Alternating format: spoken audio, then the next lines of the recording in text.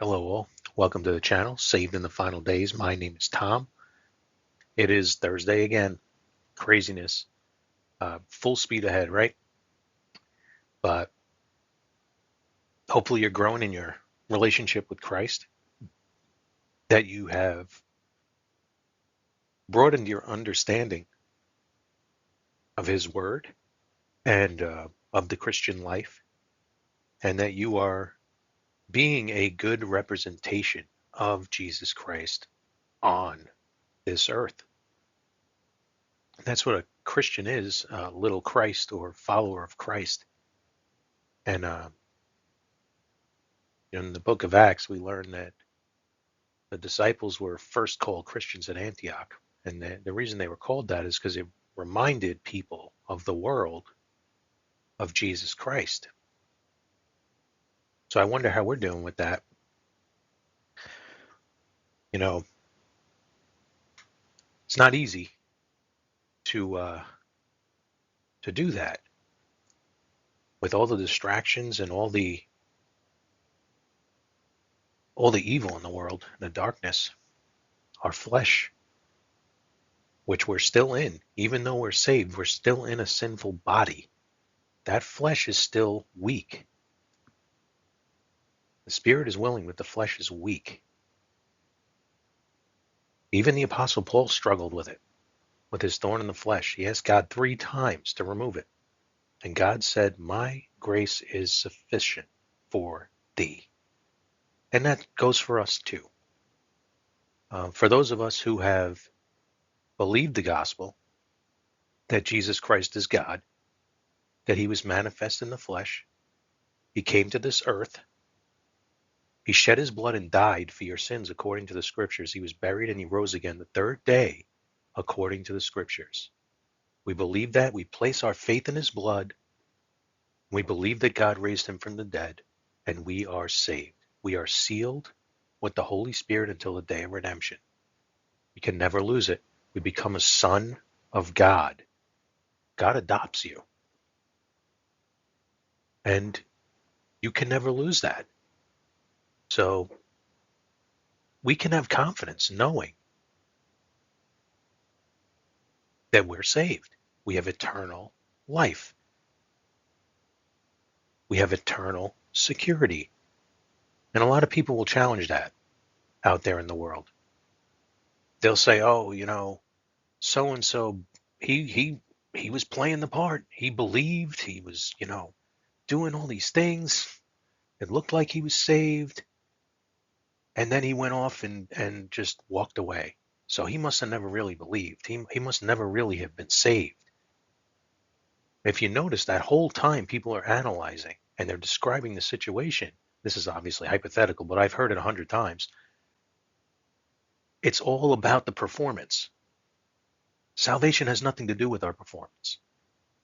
You can't work to earn salvation. You can't work to maintain salvation, and you can't work to lose salvation. Although many out there are many messages that will attack eternal security and say that your performance matters, that you must bear fruit. Otherwise, you've never been saved. Those are all lies. Ephesians 2:8 and 9 says, "For by grace are we saved through faith." By grace are we saved through faith. Not of works, lest any man should boast. Should boast. We cannot boast about salvation. We should boast about Jesus Christ because it's because of him. Well, everything he did. We didn't do anything. We just accepted it. We believed it. We placed our faith in his blood. It's our atonement, and it's eternal. So I pray that if you are searching out Christianity, that you consider this, because time's running out. I don't know if you've looked around at the world, but now's the time to be reading your Bible. I mean, always, obviously, read your Bible. But if you're trying to figure out Christianity, get yourselves, I'm going to recommend the King James Version of the Bible, paper copy. Get it, go to an antique store and buy one, or go to any store that you can and get a hold of one. and keep it close, because these events that are unfolding right now are extremely biblical. It doesn't take a genius to realize something's going on. Even those who don't believe in Christianity or Jesus Christ being God or anything like that, it doesn't matter. Any secular view understands something is going on and it's not right. So these videos are a walk through scripture series. We're just reading through the Bible, King James Version. So if you have another version, go for it. Read through it. It's just it may read differently. Um, so if you're wondering what scripture this is from the King James Version. And I'm not giving any interpretation. I'm just reading through it. So pray, look, read along, ask the Holy Spirit to reveal to you. I don't know if he has any messages for anybody. This is just us reading through Revelation. We're up to 19 now. We're almost done with it.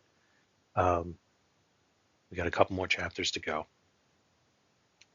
So obviously, anybody who stops by here, uh, I pray that you're encouraged and that you grow just a little bit more, or that if you don't know Christ, that you find him today.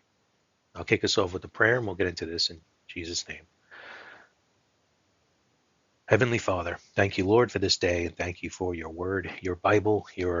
It's just perfect. Um, it is flawless.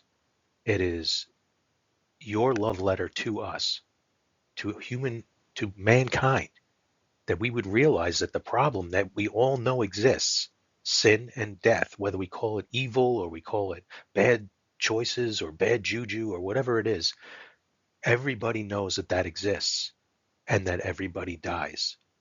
Sin and death. You have made it clear to us, Lord, and you knew that it was a problem from the very beginning.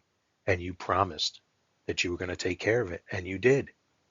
In your Old Testament, you promised how you're going to deal with it and that it exists. And this is why people die.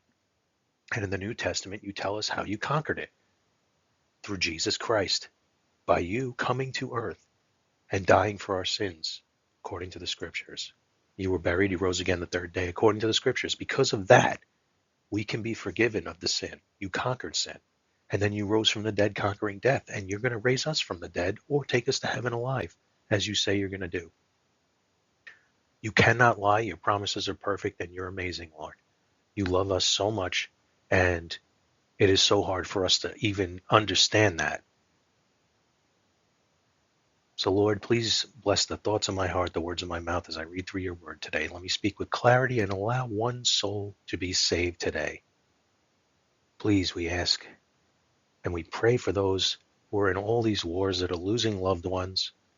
We know this all has to come to pass. You told us it was going to. Wars and rumors of wars, darkness, deception, all this stuff is going to be going on. Please be with us, Lord. You always take us through the valleys, and some valleys for others are deeper than others. Wherever we are, please protect us, Lord, and please bless everyone that stops by here. In Jesus' name, amen.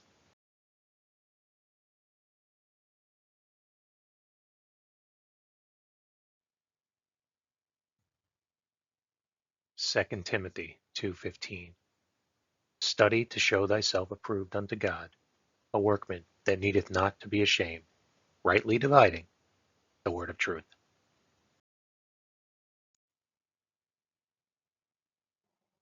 Revelation 19:1 through 21. And after these things I heard a great voice of much people in heaven, saying, Hallelujah, salvation, and glory, and honor, and power unto the Lord our God. For true and righteous are his judgments. For he hath judged the great whore, which did corrupt the earth with her fornication, and hath avenged the blood of his servants at her hand. And again they said, Hallelujah. And her smoke rose up forever and ever. And the 24 elders and the 4 beasts fell down and worshipped God that sat on the throne, saying, Amen, Hallelujah. And a voice came out of the throne, saying, Praise our God, all ye his servants, and ye that fear him, both small and great.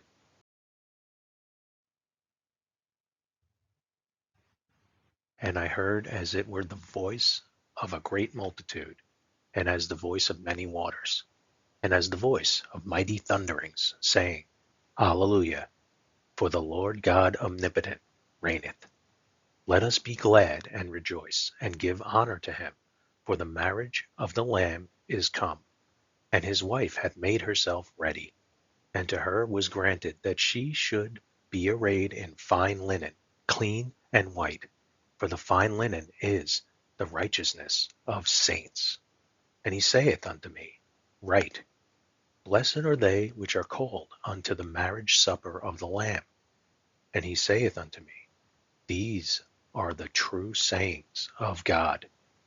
And I fell at his feet to worship him. And he said unto me, See thou do it not. I am thy fellow servant, and of thy brethren that have the testimony of Jesus.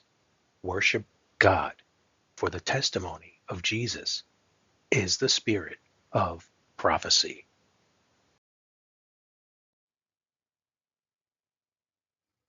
And I saw heaven opened, and behold, a white horse.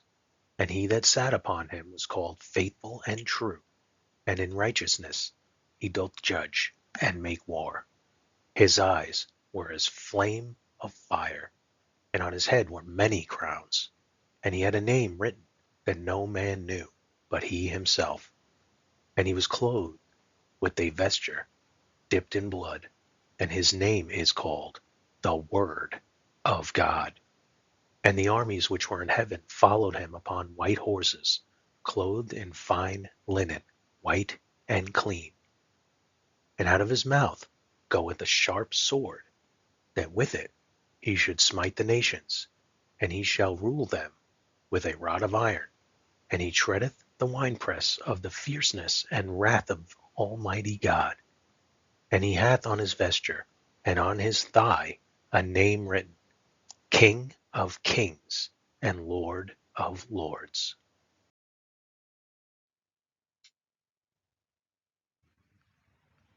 And I saw an angel standing in the sun, and he cried with a loud voice, saying to all the fowls that fly in the midst of heaven, Come and gather yourselves together unto the supper of the great God, that ye may eat the flesh of kings, and the flesh of captains, and the flesh of mighty men, and the flesh of horses, and of them that sit on them, and the flesh of all men, both free and bond, both small and great. And I saw the beast, and the kings of the earth, and their armies, gathered together to make war against him that sat on the horse, and against his army. And the beast was taken, and with him the false prophet that wrought miracles before him, with which he had deceived them that had received the mark of the beast, and them that worshipped his image. These both were cast alive into a lake of fire burning with brimstone. And the remnant were slain with the sword of him that sat upon the horse, which sword proceeded out of his mouth. And all the fowls were filled with their flesh. Thank you for stopping by. Jesus is coming soon.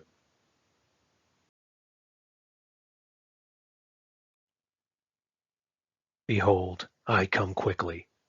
Hold that fast which thou hast, that no man take thy crown.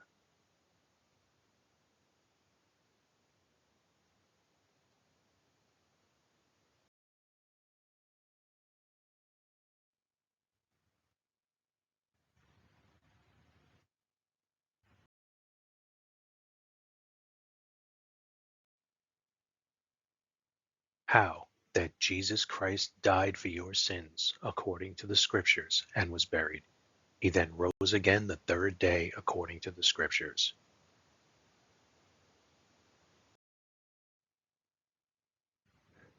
Romans 3:25. Whom God hath set forth to be a propitiation through faith in his blood, to declare his righteousness for the remission of sins that are past through the forbearance of God.